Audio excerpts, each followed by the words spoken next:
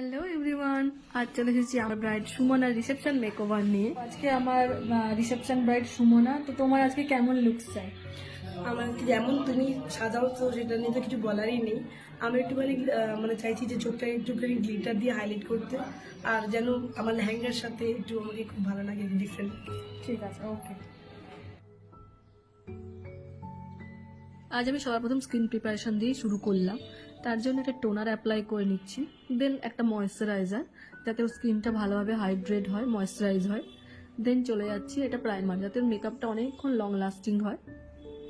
এবার ওর স্কিনের দাগগুলোকে হাইড করার জন্য কালার কারেকশন করে নিচ্ছি।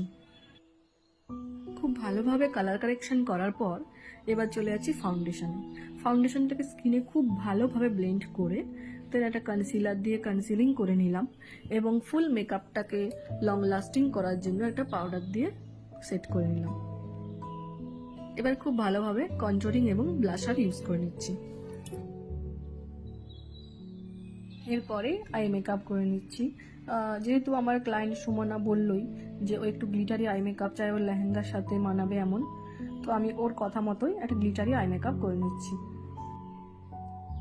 এবার আমার আই মেকআপ অলমোস্ট কমপ্লিট। এবার ওকে লাইনার পরিয়ে নিচ্ছি এবং ভালোভাবে চোখের তলায় শ্যাডোটাকেও ব্লেন্ড করে দিচ্ছি।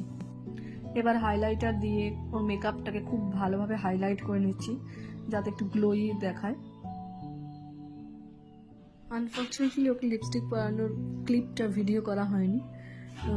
তো ওর লুক কমপ্লিট, ও যেমন চেয়েছিল আমি ঠিক সেরকমই ওকে লুক দেওয়ার চেষ্টা করেছি। তো তোমাদের কেমন লাগলো সুমনার রিসেপশন লুক?